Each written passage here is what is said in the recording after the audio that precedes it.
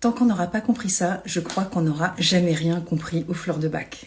Je viens d'avoir un appel d'une femme qui a une intention de cesser les grignotages et de maigrir. Je vous passe les détails, mais dans la conversation, et ça ne va pas durer très longtemps, ce que je suis en train de vous raconter, elle me dit « Je voudrais arrêter de grignoter et je voudrais arrêter de grignoter parce que je prends du poids. » Je lui dis « Ok » et je lui raconte les fleurs de bac. Et quand je lui raconte les fleurs de bac, je lui dis que par voie de conséquence, quand on grignote, c'est qu'il y a certainement quelque chose qui est à l'initiative de ce grignotage et pas simplement « je grignote ». De fil en aiguille, que me dit-elle? Elle me dit « j'ai eu un cancer du sein et je suis déprimée ». Je dis « ok, vous savez que les fleurs de bac, ça ne traite ni la perte de poids, ni les cancers du sein, ni la déprime. Quoique, à bon entendeur, ça dépend du vocabulaire évidemment qu'on va employer de ce que veut dire être déprimé.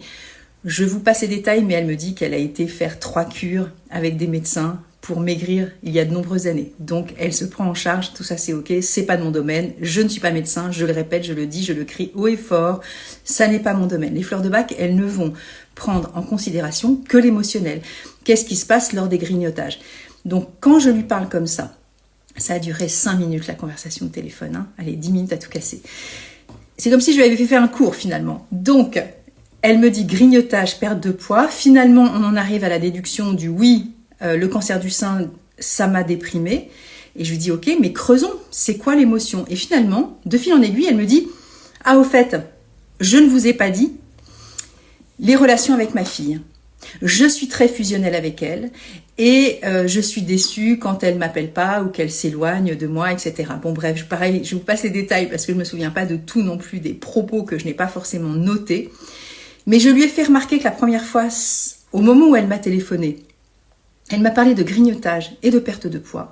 Ensuite, elle m'a parlé de son cancer du sein et que ça la déprimait par moments. Et maintenant, elle me parle de sa fille et de sa relation fusionnelle avec elle. Comment voulez-vous qu'une fleur de bac traite de l'amaigrissement et de stoppage de grignotage quand on déroule le fil d'une histoire? Mon rôle depuis 27 ans, puisque j'ai été conseillère agréée du centre bac en 2003, mais je connais les fleurs depuis 98, c'est évidemment d'aller faire ce chemin avec la personne. Encore une fois, elle est libre de prendre rendez-vous avec moi si elle a envie ou d'acheter un flacon spécial, arrêter le grignotage et je veux maigrir.